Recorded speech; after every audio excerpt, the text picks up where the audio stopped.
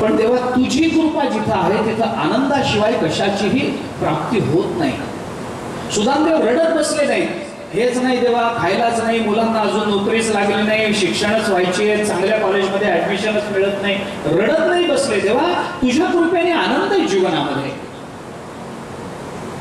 तू दुसऱ्या दिवशीची चिंता ठेवत नाहीस आमच्या पोटाची. अजून काय पाहिजे? याचा अर्थ ज्या दिवशी जेवढं मिळतं त्याच दिवशी तेवढं संपून जातं. तू दुसऱ्या दिवशीची चिंता ठेवत नाहीस. तुझ्या कृपेने खूप आनंदात आहे देवा.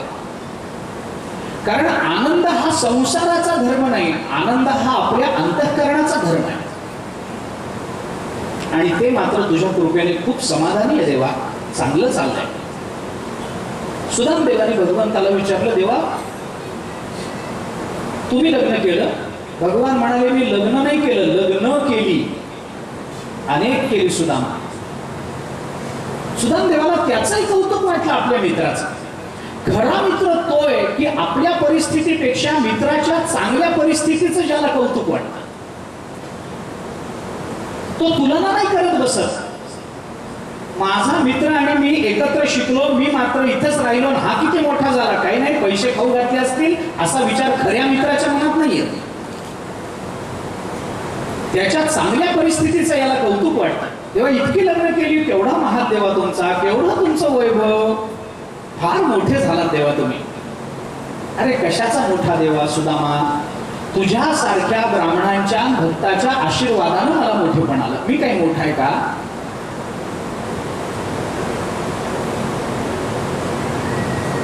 भगवंतांनी सुदामदेवाला विचारलं, सुदामा तुला पत्नी सुशीला मिळाली म्हणजे ती शास्त्राचरण करणारी असेल आणि तिला माहिती असेल की माझ्याकडे येताना रिकाम्या हाताने जाऊ नये, तुला काहीतरी दिलं असेल, दे ना. सुदामदेवाला लाज वाटायला लागली. अरे ज्याच्या घरामध्ये माझे पाय सोन्याच्या परातीत धुतले जातात त्याला मी पोह्याचा कोंडा देऊ काय? लाज वाटली, लपवायला लागले. पण सुदामदेवाच्या अंगावर रुळणारी ती पोह्याची पुरचुंडी भगवंतानी बघितली आणि भगवंतानी सुदाम्याच्या अंगावर पडून ती पुरचुंडी काढून घेतली. आण आण आण, दे मला, दे. तुझ्या बायकोनी वहिनीने काहीतरी दिला असेल, मला नक्की माहिती आहे तुझ्यासारख्या भगवत भक्ताला चांगलीच पत्नी मिळालेली असणार, तिने काहीतरी दिलेलं असणार, दे. काढून घेतलं. 4 घास पोहे एवढंच मिळालं. भगवंतानी गडबडीनं ती पुरचुंडी सोडली, त्याच्या गाठी सोडल्या आणि सुदामदेवाच्या पुरचुंडीच्या गाठी सोडण्यामध्येच भगवंतानी सुदामदेवाच्या दारिद्र्याच्या गाठी सोडून दिल्या. संपून गेलं सगळं. म्हणून भागवत म्हणतं सुदामदेवाला भगवंतानी काही दिलं नाही. एका भक्ताने वर्णन केलंय, भगवंतानी जेव्हा सुदामदेवाची पूजा केली तेव्हा त्या पूजेमध्ये भगवंतानी सुदामदेवाच्या कपाळाला गंध लावलं. गंध असं आपण डावीकडून उजवीकडे लावतो. शिवगंध जे रेखाटलं जातं ते असं डावीकडून उजवीकडे रेखाटलं जातं.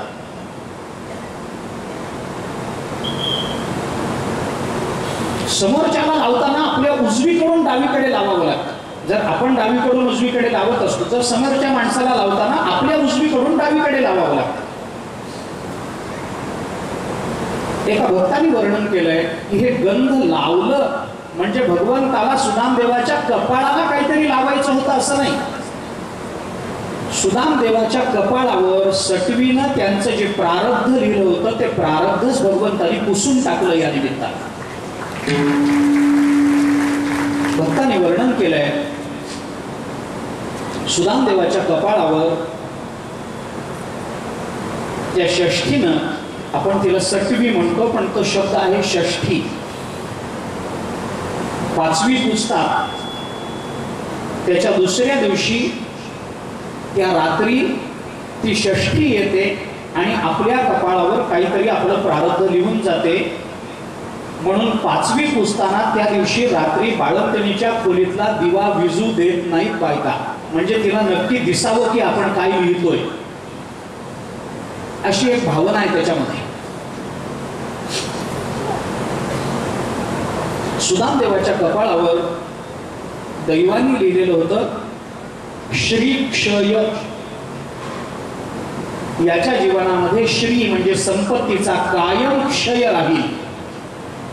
श्री क्षय असं लिहिलेलं होतं. लिहिताना डावीकडून उजवीकडे असं आपण लिहितो, म्हणून भगवंतानी उजवीकडून डावीकडे असं गंध लावलं. ते गंध लावताना भगवंतानी तिने जे लिहिलेलं होतं श्री क्षय ते सगळे शब्द असे उलटवून टाकले आणि श्री क्षय याचा सरळ अर्थ भगवंतानी उलटा केला. यक्ष श्री. यक्ष म्हणजे कुबेर. कुबेराकडे जेवढी संपत्ती आहे तेवढी याच्या आता कपाळावर गेलेली आहे. गंध लावण्याचा हेतू होता भगवंताचा. श्री क्षय लिहिलेलं होतं. भगवंतानी गंध लावण्याच्या निमित्तानं ती अक्षर सगळी बदलवून टाकली आणि श्री क्षयाचा यक्ष श्री झालं. पुराण सांगतात भगवंताने सुदामदेवाला खूप चांगले अलंकार दिले, कपडे दिले आणि त्याचे जे फाटके कपडे होते ते काढून घेऊन आपल्या एका संदकामध्ये, एका पेटीमध्ये भगवंतानी जपून ठेवले.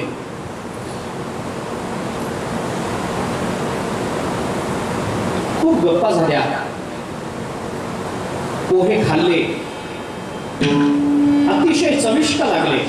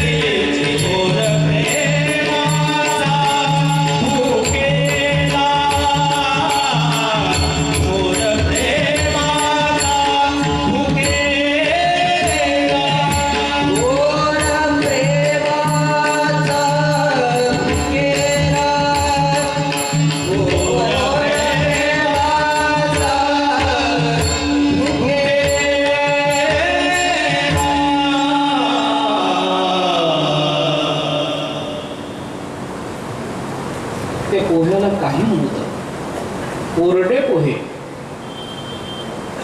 4 मोठे पोहे आणलेले. भगवंतानी त्याच्यातली एक घास उचलला, तोंडात टाकला.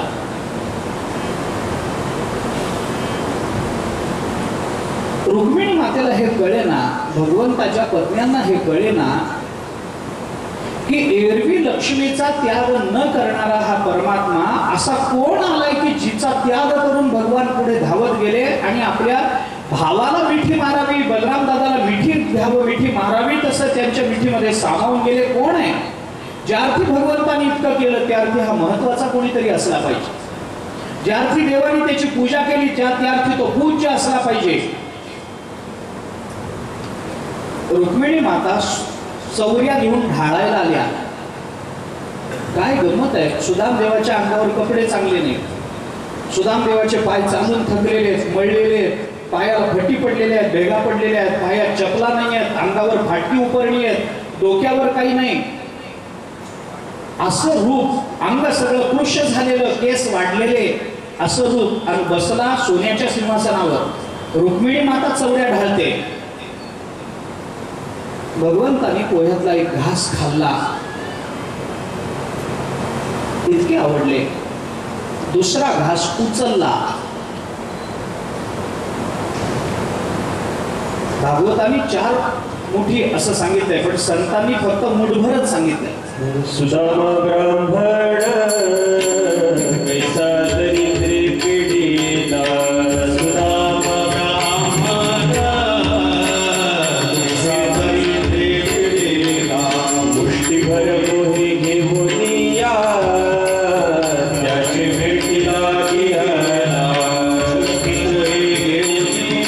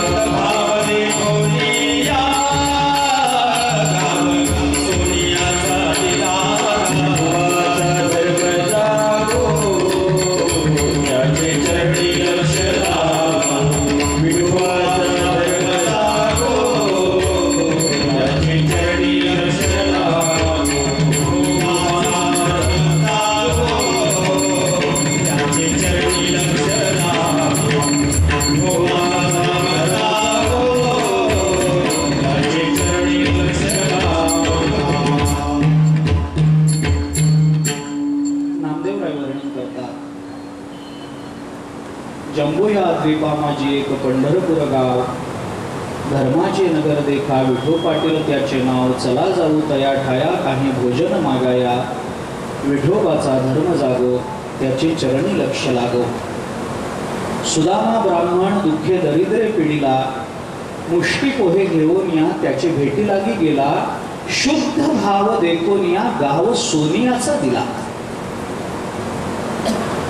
ज्यासी नाही पंख पाय त्याने करावे ते काय, शुद्ध भाव घेऊन या पंढरपुरासी जाय, इच्छिले फळ देतो त्यासी नवलाव काय.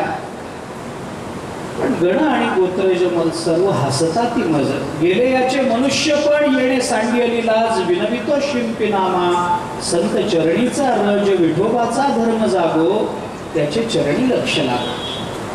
नामदेवराय वर्णन करतात, मुठभर पोहे, 4 मुठी 4 घास पोहे, 1 घास भगवंतानी खाऊन टाकला, आवडला म्हणून दुसरा उचलला.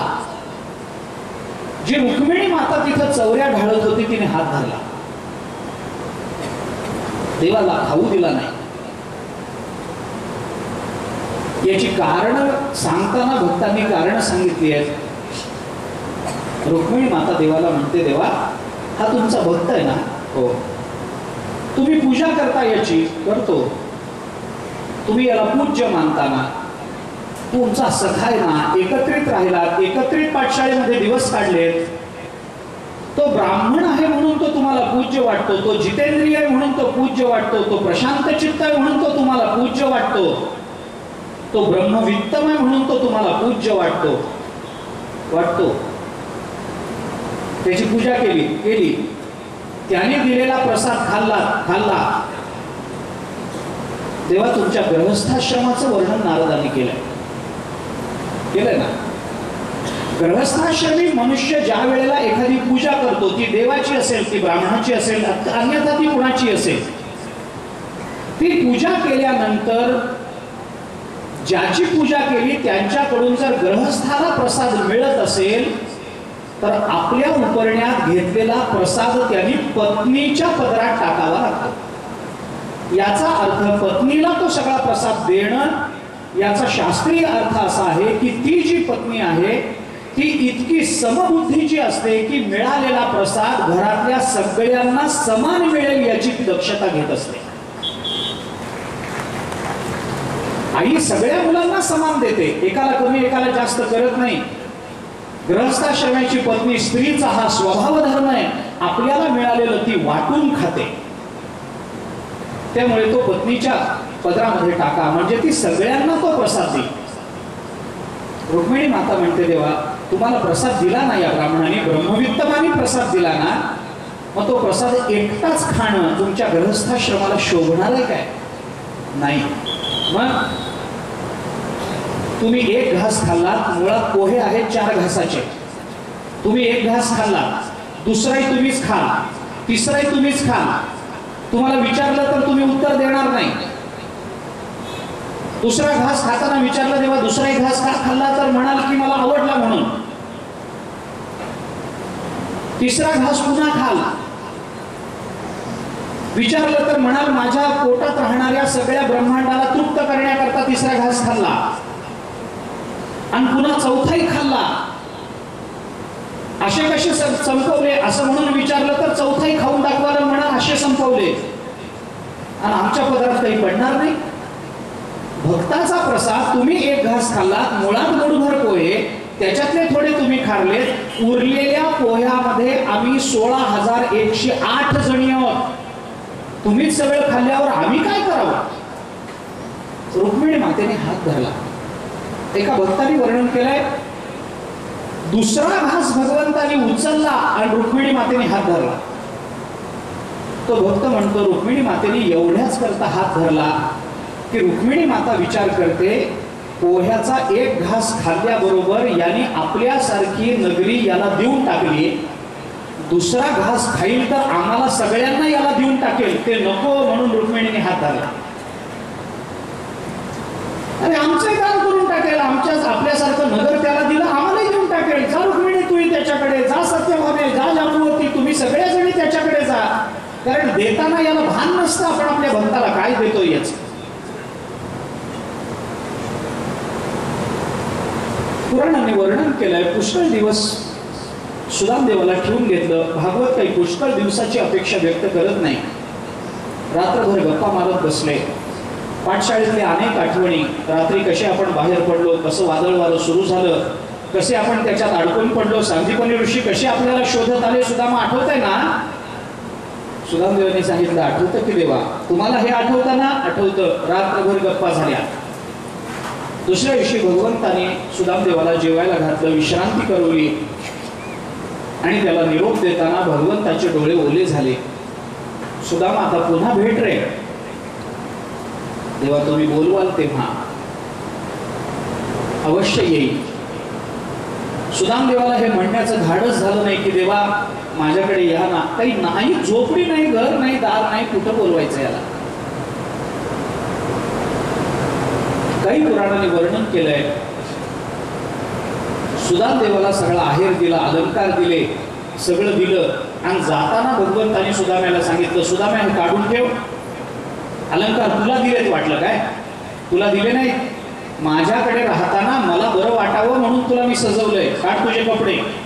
आणि मग पेटीमध्ये ठेवलेले त्याचे फाटके कपडे काढले, त्याला देऊन टाकले. ये आता. सुदामदेव परत निघाले. मनामध्ये विचार आला, बायकोनी सांगितलं होतं त्याच्याकडे जा, तो काही देईल, पण याने तर काहीच दिलं नाही. पण सुदामदेव आपल्या मनाला समजवतात, काय माझ्या देवाचं माझ्यावर प्रेम आहे. संपत्तीनं मी उन्मत्त होऊ नये, मला त्रास होऊ नये, संपत्तीनं माझ्या जीवनाचं अधःपतन होऊ नये, याची किती काळजी माझ्या देवाने माझी घेतली. मला संपत्तीचा एक कण दिला. केवढे उपकार आहेत माझ्यावर याचे. संपत्तीमुळे सगळा अनर्थ निर्माण होतो. एकादश स्कंधामध्ये पुढे अर्थाचे 15 अनर्थ सांगितले. अनावश्यक अर्थ जीवनामध्ये निर्माण झाला तर तो कसा अनर्थ घडतो. नाथ महाराजांनी त्याच्यावर विस्ताराने भाष्य केलंय अर्थाच्या 15 अनर्थांबद्दल. सुदामदेव विचार करतात, देव किती काळजी करतो माझी. संपत्तीमुळे माझ्या जीवनाचं अधःपतन होऊ नये, मी उन्मत्त होऊ नये, माझ्या अंतःकरणाची शांती भग्न होऊ नये, याची देवाने किती काळजी घेतली. ना आपलं अंतःकरण शांत राहणं हीच खरी संपत्ती आहे ना. देवाबद्दल कृतज्ञता व्यक्त केली. पण पुराणाने वर्णन केलंय, देवाने त्याच्या जवळचं सगळं काढून घेतलं. कारण देवाला माहिती आहे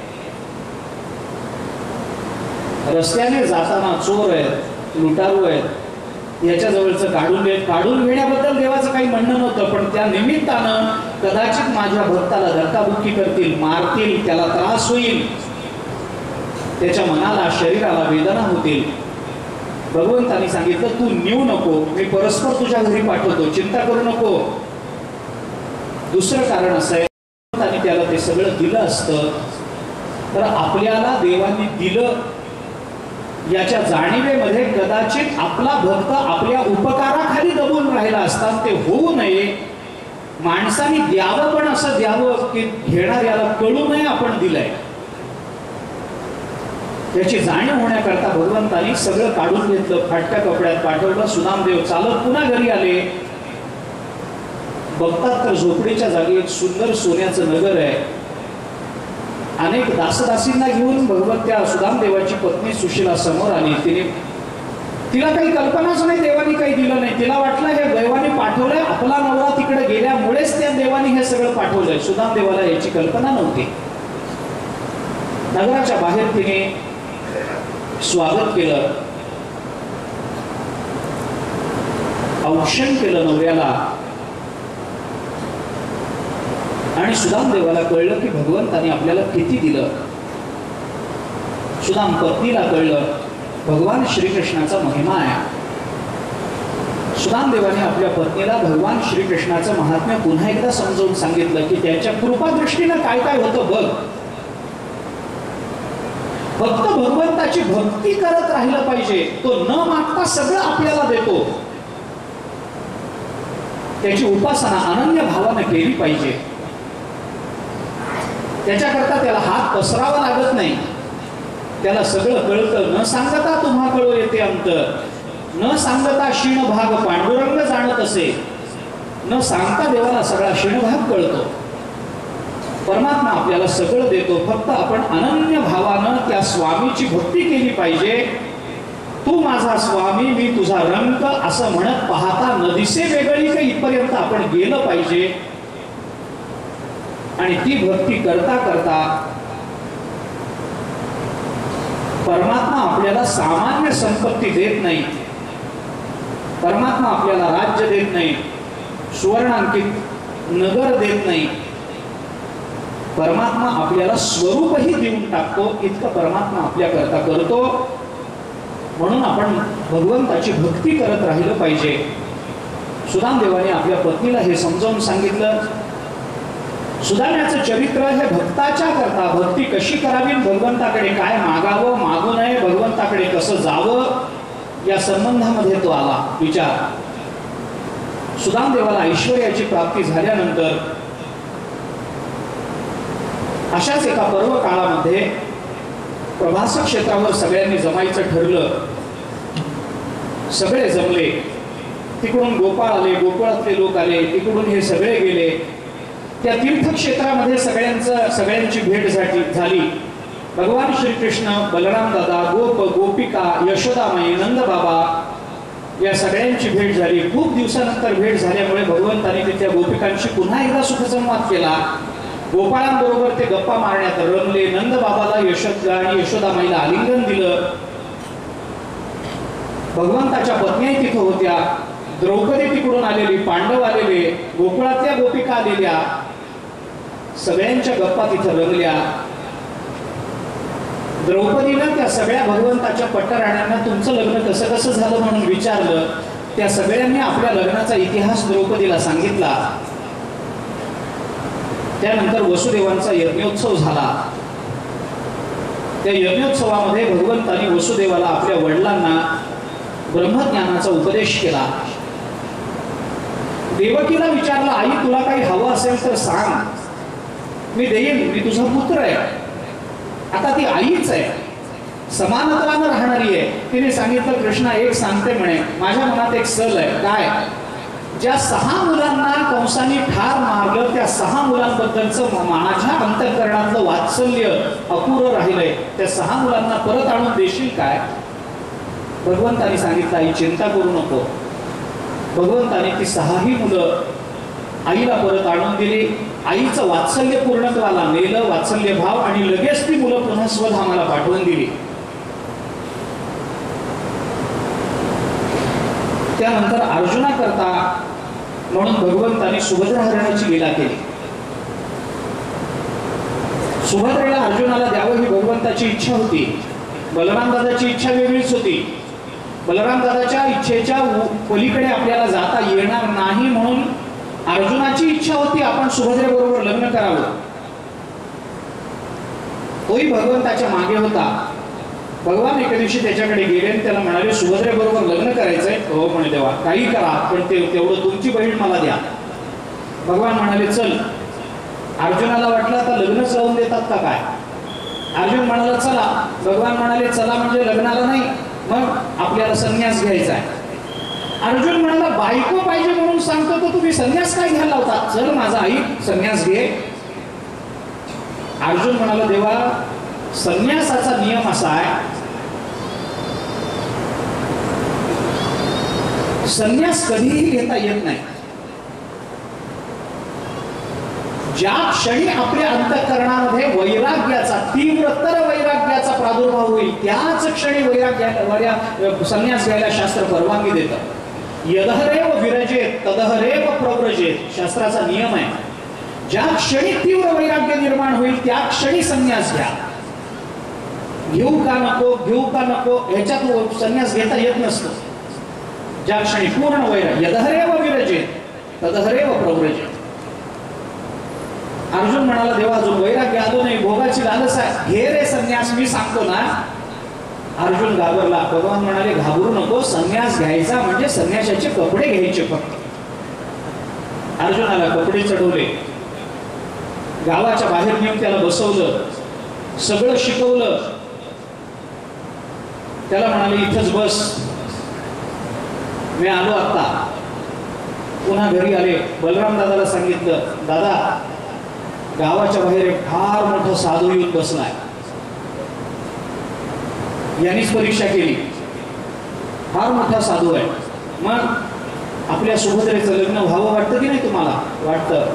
मग सुभद्रेला त्यांच्या दर्शनाला नेऊ ना, ते आशीर्वाद देतील, सौभाग्यवती भव म्हणतील, मग हिला सौभाग्याची प्राप्ती होईल, चला जाऊ.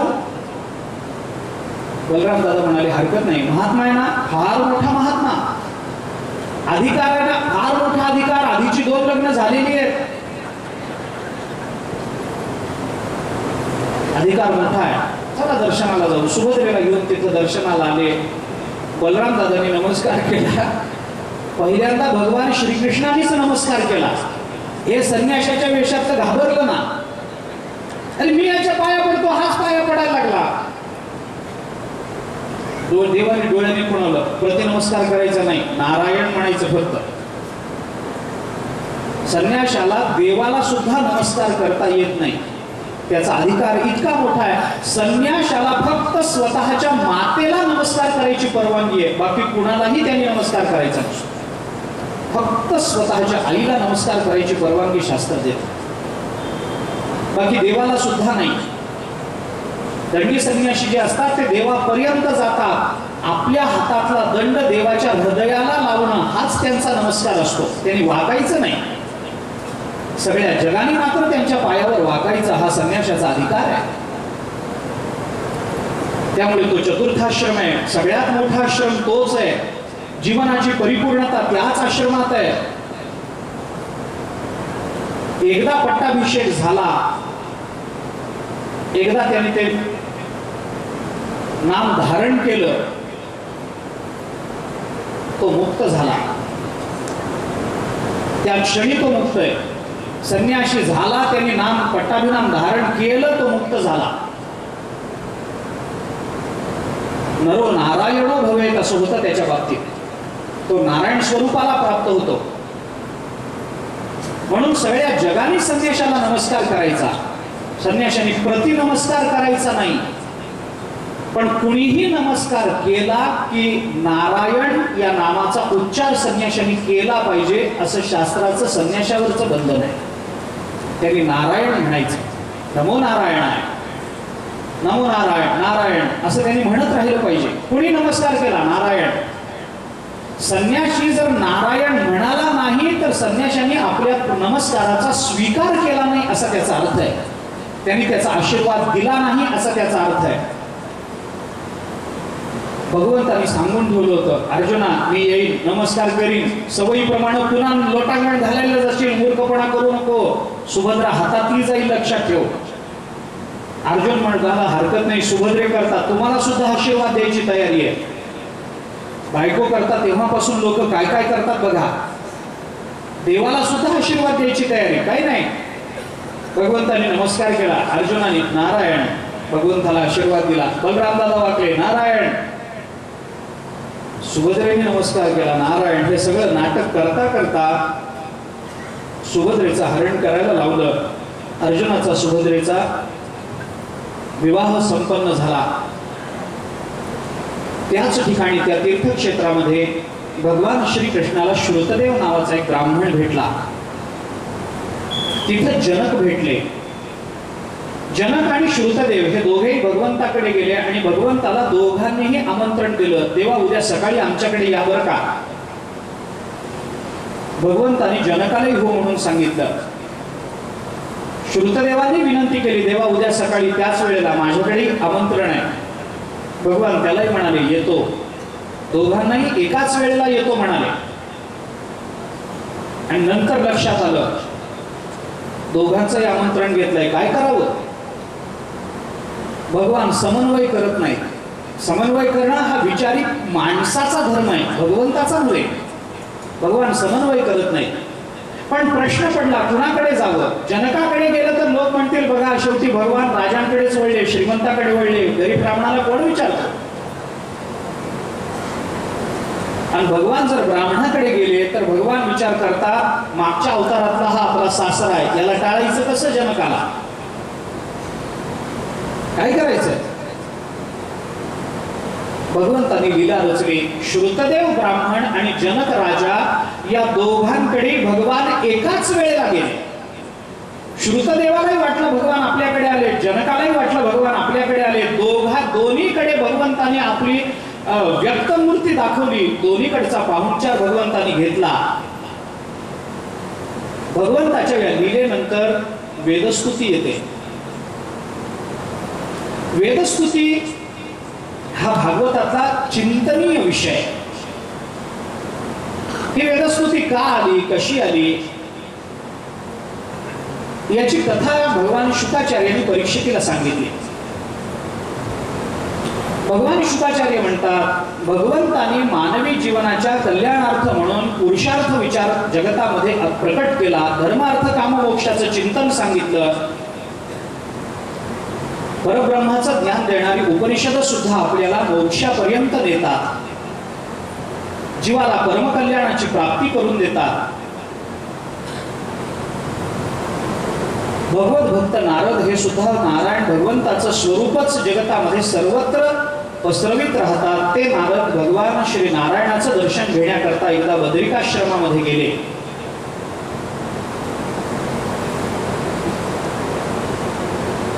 तिथे काही सिद्ध महर्षी ऋषींबरोबर बसलेले होते. नारदांनी त्यांना नमस्कार केला आणि नारदांनी परीक्षितीने शुकाचार्यांना जो प्रश्न विचारला होता तोच प्रश्न तिथल्या ऋषींना विचारला. ब्रह्मण ब्रह्मण्य निर्देशे निर्गुणे गुणवृत्तयः कथम चरन्ति श्रुतयः साक्षात सदसतः परे. ब्रह्म हे कार्यकारणाच्या अतीत आहे, निर्गुण आहे, गुणातीत आहे. सत्व रजतम या तीन गुणांचा या ब्रह्मस्वरूपाला स्पर्शही नाही. वाणीनं मनानं या परब्रह्माचं चिंतन करता येत नाही. यतो वाचो निवर्तन्ते अप्राप्य मनसासह असं उपनिषद बोलतं.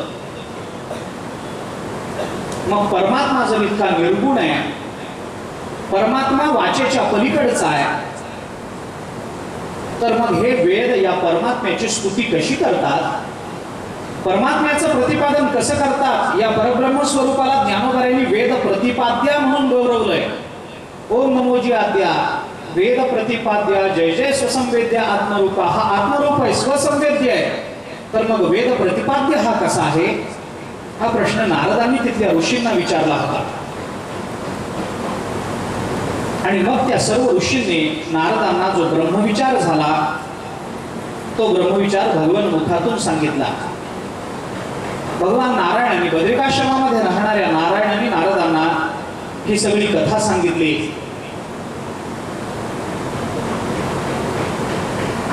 सनक सनंदनाने या संबंधातला विचार सांगितला आणि श्रुती माता या परब्रह्म स्वरूपाचं काय वर्णन करते हे या वेदस्तुतीतून प्रकट झालं. जय जय जय जामजित दोष ग्रभित गुणाम. जय जयकार असो, जय जयकार असो, भगवंताचा जय जयकार असो असं म्हणून वेदांनी भगवंताच्या ऐश्वर्याचं, सामर्थ्याचं, स्वरूपाचं भिन्न भिन्न रूपानं चिंतन केलं. हे सगळं चिंतन चिंतनीय आहे, मननीय आहे. वेदाला सुद्धा ज्या परमात्म्याबद्दल बोलता येत नाही. श्रुती नेते नेती म्हणती वेद जाणो गेला पुढे नवनावला. येथ वेद मुके झाले मन पवन पांगुळले रातिवीण मावळले रविशेषी असं त्या परब्रह्म स्वरूपाचं चिंतन आहे. पण वेद त्या परमात्म्याचं वर्णन करतात. आपण आमच्या मायेचा नाश करा. आम्हाला ज्ञान जागृती देणारे आपण आहात.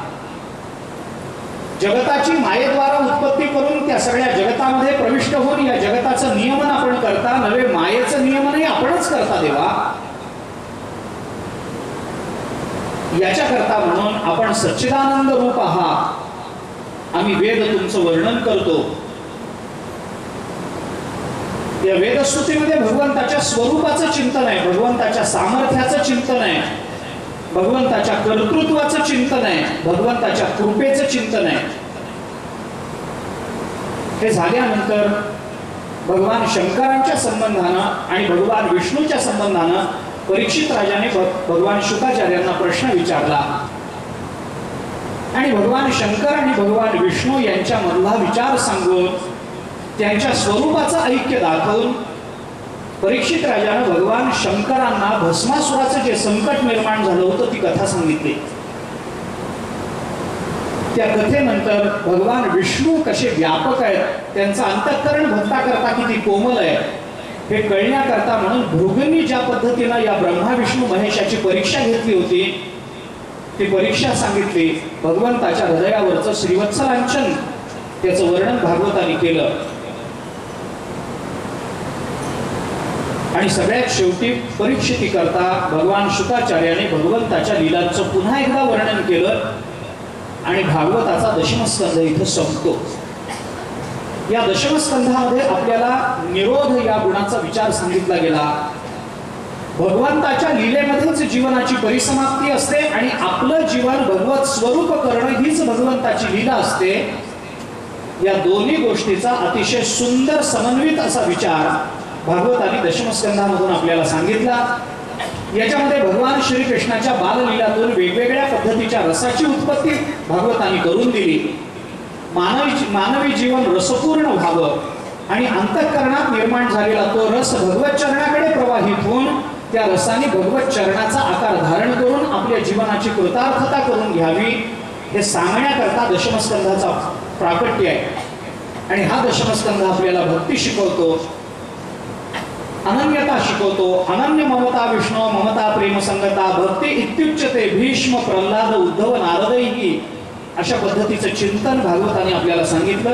इथून पुढं एकादश स्कंधाला प्रारंभ होतो. एकादश आणि द्वादश हे दोन स्कंध मुक्ती आणि आश्रय याचं चिंतन करणार आहेत. या एकादश स्कंधाला नाथ महाराजांनी सगळ्यात जास्त महत्व दिलं.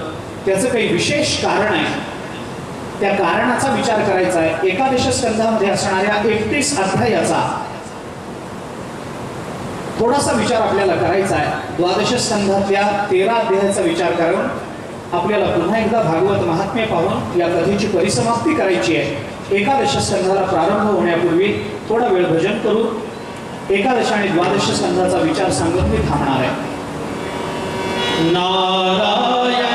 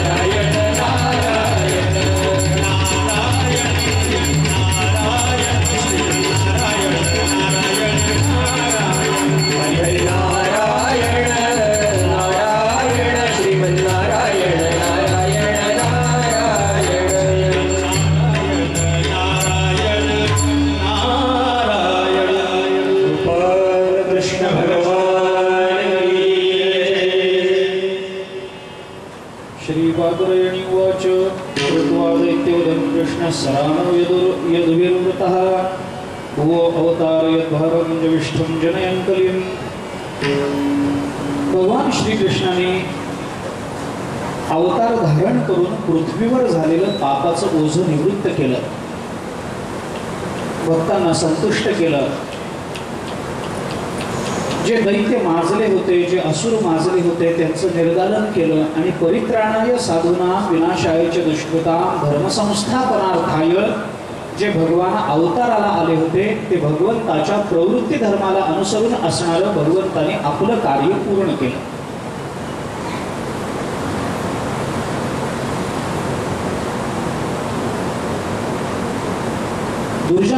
दुर्जनांचा जो त्रास होत होता तो निवृत्त केला, साधूंचं परित्राण केलं, नवे साधूंचं महात्म्य या जगतामध्ये वाढवून दिलं।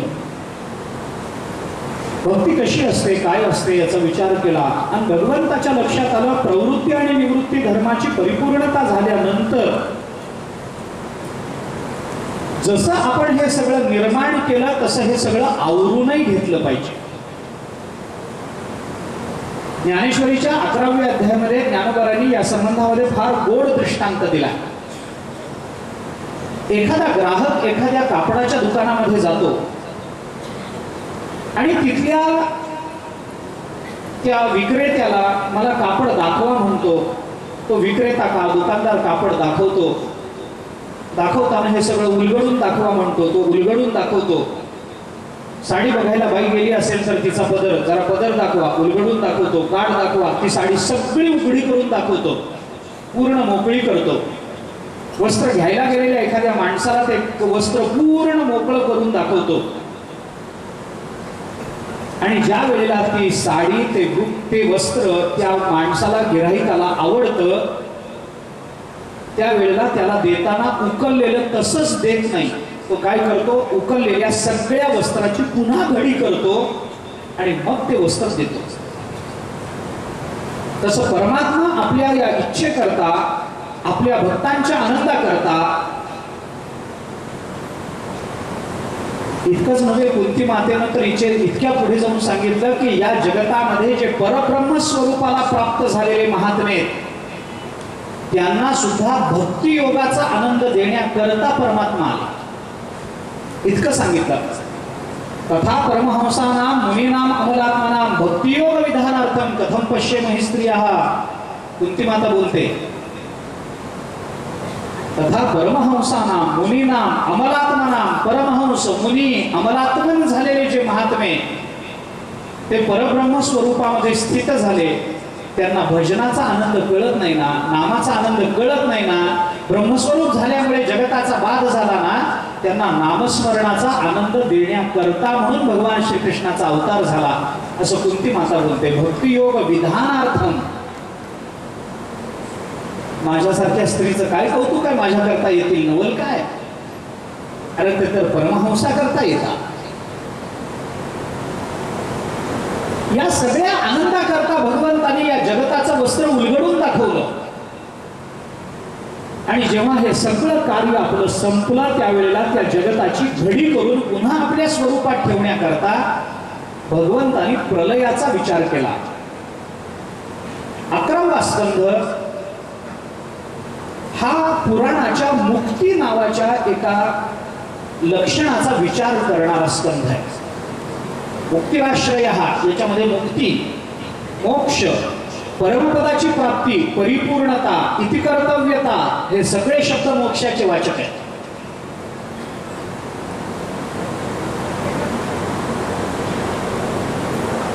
मानवी जीवन तृप्त व्हावं, परिपूर्ण व्हावं याच्यासाठीच माणसाचा जन्माला आल्याच्या क्षणापासून ते मरेपर्यंतचा प्रयत्न असतो। समाधान मिळावं, कायमचं मिळावं, मी कायम सुखी राहावं, माझ्या जीवनात दुःख येऊ नये, माझ्या जीवनात रोग पसरू नयेत, माझ्या जीवनात भांडण होऊ नये, सगळ्यांनी माझा गौरव करावा, मला कायम आनंद राहावा, हे सगळं माझं व्हावं।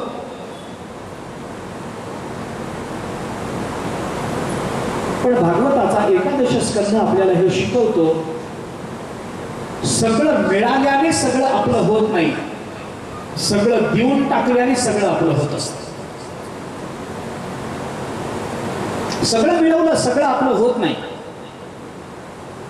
पण आपल्याजवळ काहीच नसलं की सगळंच आपलं असतं.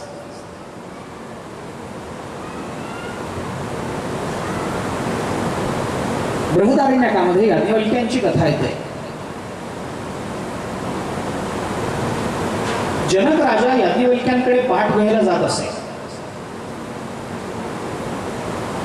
एके दिवशी बाकी सगळे विद्यार्थी होते. एके दिवशी जनकाला यायला उशीर झाला.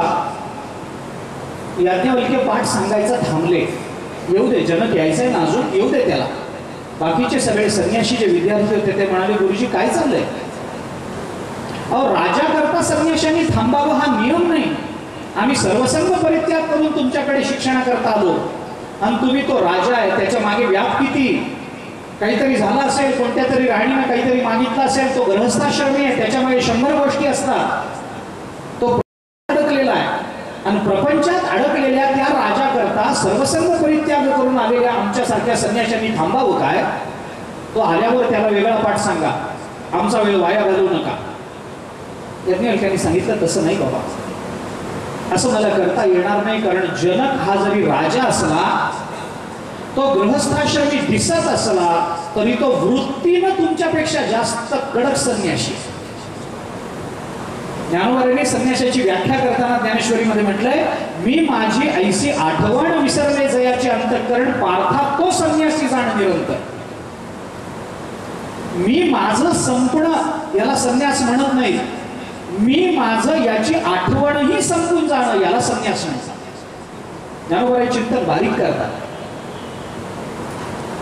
एखादा संन्यासी गृहस्थाश्रमातून संन्यासाश्रमामध्ये गेला असेल आणि पूर्वाश्रमातली त्याची मुलं, त्याची पत्नी जर असेल आणि तो कुठेतरी केदारनाथ बद्रीनाथला जाऊन तप करत असेल आणि त्याची मुलं फिरत फिरत केदारनाथ तिथं गेली आणि त्याने आपल्याला बापाला पाहिलं आणि त्या बापाला ही माझीच मुलं अशी आठवण जरी झाली तरी त्याचा संन्यास करा नाही.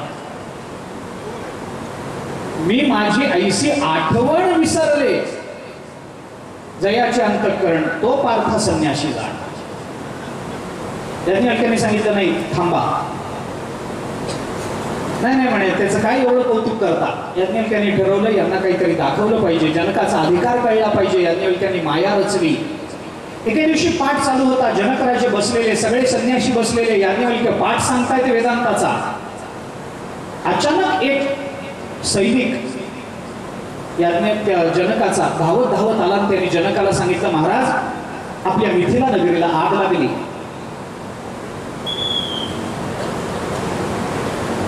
जनकाने ऐकलं, लक्ष विचलित झालं नाही. दुसरा धावत आला. तो म्हणाला, ती आग राजवाड्याकडे निघाली. जनकाला काही वाटलं नाही. तिसरा आला. तो म्हणाला, सगळ्या राण्यांच्या महालाला आग लागली. जनकराजे शांत चित्तानं वेदांत श्रवण करतात. चौथा आला. तो म्हणाला, ती आग आता या अरण्याकडे यायला लागली. जनकांनी काही प्रतिक्रिया दिली नाही. एक सैनिक आला. तो म्हणाला, ती आग या सगळ्या संन्याशांच्या झोपड्यांना लागली. सगळे संन्याशी ग्रंथ टाकून उठले. आमची उपरणी, आमच्या छाट्या, आमच्या लंगोट्या त्या जळून जातील, धावत गेले. बघतात तर आग नाही, काही नाही. परत आले, रागावले. याज्ञवल्क्यांनी शांत केलं, माझी माया. कशा करता? त्यांनी जनकाला विचारलं, जनका, तुझ्या राज्याला आग लागली, राजवाड्याला आग लागली, तुझ्या सगळ्या राणीवसाचे महाल याच्यामध्ये जळून गेले. तू इथून उठला नाहीस, पण सर्वसंग परित्याग करून आलेल्या यांच्या झोपड्या जळाल्या तर ते इथून उठले. तुला काहीच वाटलं नाही आपलं राज्य जळालं तरी? जनकाने सांगितलं, नाही म्हणे. का? जनक राजाने सांगितलं, जे मुळातच माझं नाही ते जळून गेलं तर मला धक्का लागायचं काय कारण आहे? मिथिलायाम प्रदीप्तायाम नमे दह्यति किंचन. अरे, सगळी मिथिला नगरी जळून गेली तरी माझं काहीच जळत नाही का? हे सगळं तुझंच आहे ना? जनक राजे म्हणाले, हे सगळं काही माझं नाही अशी माझी भावना आहे, म्हणून हे सगळं माझं आहे.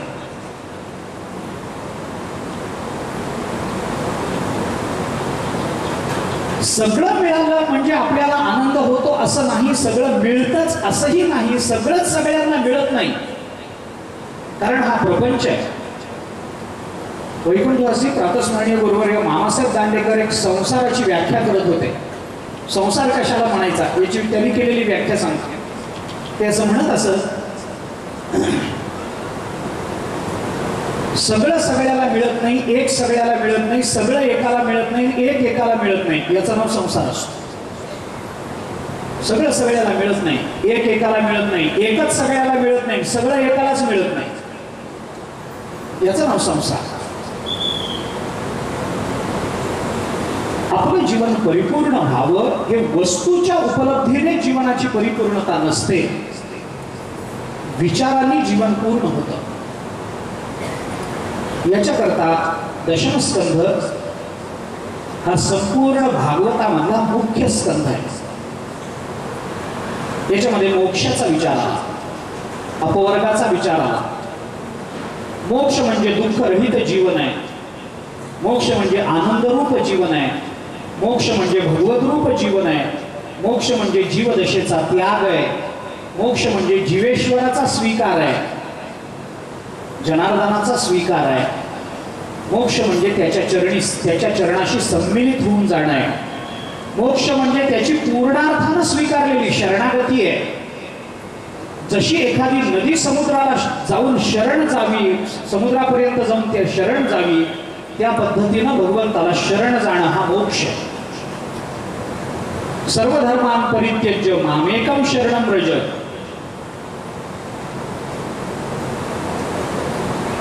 ज्ञानोबांनी त्या शरणागतीचं चिंतन केलंय.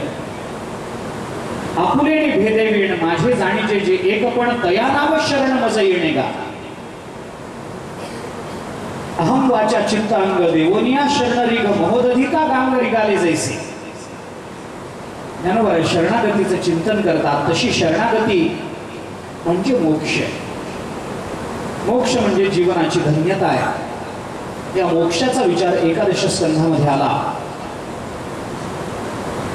या एकादश स्कंधामध्ये एकूण 31 अध्याय. या 31 अध्यायाचं वर्गीकरण 3 प्रकारामध्ये केलंय. एक विद्या वर्ग आहे,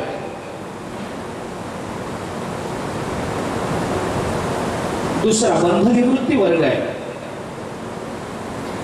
आणि तिसरा ब्रह्ममुक्ती वर्ग आहे. विद्या वर्ग, बंध निवृत्ती वर्ग आणि ब्रह्ममुक्ती वर्ग या तिन्हीचा अर्थ असा आहे की वास्तविक आपण मुक्त होण्याचं काही कारण नाही, कारण आपण बद्ध नाही आहोत. पण बद्धतेची कल्पना करून मनुष्य बद्ध होतो, कारण माणसाला या जगतामध्ये कोणीही बांधत नसतं. माणसाच्या कल्पना याच त्याला बांधत असतात. म्हणून कल्पनेतून बाहेर पडणं. नाथ महाराजांनी म्हटलंय, अविद्या कल्पना येणे झाला जीव मायोपाधी शिव भोगीजे. जीवदशेची एक कल्पना आहे. आम्ही स्वतःला बद्ध समजतो. तुकाराम महाराजांनी माकड मुठीचे धरिले फुटाणे असं दृष्टांत सांगून आपल्याला बद्धता कशी कल्पित असते याचा विचार सांगितला. हे माकडांना पकडणारे मदारी असतात की नाही, ते माकडाला कसे पकडतात? अरुंद तोंडाची काही भांडी घेतात, त्याच्यामध्ये फुटाणे ठेवतात. माकड जातं, फुटाणे घेण्याकरता म्हणून आत हात घालतं, आत हात सहज जातो. ते फुटाण्याची मूठ धरतं, मूठ वळल्यामुळे हात जरा रुंदावतो, रुंदावला की तो बाहेर येत नाही. माकडाला वाटतं आपण अडकलो, ते हलतही नाही, काही नसतं, सोपं असतं. हातातलं सोडलं की तो मुक्त आहे, पण हातातलं सोडायची इच्छा नसते, म्हणून बद्धता असते. हातातलं सोडता आलं पाहिजे, जे धरलंय ते सोडता आलं पाहिजे. धरण्याकरता जेवढी धडपड असते, सोडण्याकरता तेवढीच सहजता असते. पण मनुष्य धडपडीचा भाऊ करतो, पण सोडण्याचा मोठेपणा दाखवत नाही. सोडता आलं पाहिजे, सोडणं शक्य नसतं. मनुष्य जर ममत्वाचा, त्यांनी फुटाण्याचा त्याग केला तर माकड मुक्तच आहे. पण ममत्वाचा त्याग करत नाही, म्हणून माकड बद्ध आहे. माकड म्हणून तर ते माकड आहे. नाथ महाराजांनी दुसरं उदाहरण दिलंय, त्याच्या पुढचं. ज्ञानोबारायांनी पोपटाचं उदाहरण दिलंय. पोपट बरा 6व्या अध्यायामध्ये पोपटाचं उदाहरण. पोपट पकडणारे काय करतात, एका दोरीला अशी स्वतःभोवती फिरणारी नळी बांधतात. त्या नळीला काहीतरी डाळिंब मिरच्या वगैरे बांधून ठेवतात. पोपट येतो डाळिंबाच्या आकर्षणाने, त्या नळीवर बसतो. नळीवर पोपटाचं वजन पडलं की नळी फिरते. फिरलं की पोपट खालच्या बाजूला जातो. खाली एका परातीमध्ये पाणी भरून ठेवलेलं असतं. पोपटाला असं वाटतं की आपल्या आधी एक पोपट पडून त्याच्यामध्ये मेलेला आहे, त्याचंच प्रतिबिंब असतं. पण आपण जर आता पाय सोडू तर आपणही मरू, म्हणून तो पोपट पाय सोडत नाही आणि बंधनात अडकतो. पोपट तरी बरा. तुकाराम महाराज त्याच्या पुढे जाऊन म्हणतात, पोपट नाही, बद्धतेला प्राप्त झालेली ही माकडं आहे. नाथ महाराज त्याच्या पुढे ते म्हणतात, माकडं नाही, बद्धतेला प्राप्त झालेली ही गाढवं आहे. नाथ महाराजांनी गाढवाचं उदाहरण दिलं. कुंभार आपल्या गाढवाकडून काम करून घेतो आणि काम झाल्यानंतर त्याला उकिरड्यावर चरायला सोडतो. तो उकिरड्यावर ते गाढव चरतं. दुसऱ्या दिवशी सकाळी माती आणायला जायचं असतं, म्हणून कुंभार रात्री फिरून कोणत्या उकिरड्यावर गाढव आहे ते पाहतो, शोधतो, त्याच्या कानाला धरून आपल्या अंगणात आणतो. आणि शहाणा कुंभार गाढवाला बांधत नाही. तो फक्त गाढवाच्या पायाजवळ बसतो आणि पायाभोवती नुसता हात फिरवतो. गाढवाला वाटतं आपण बांधले गेलो.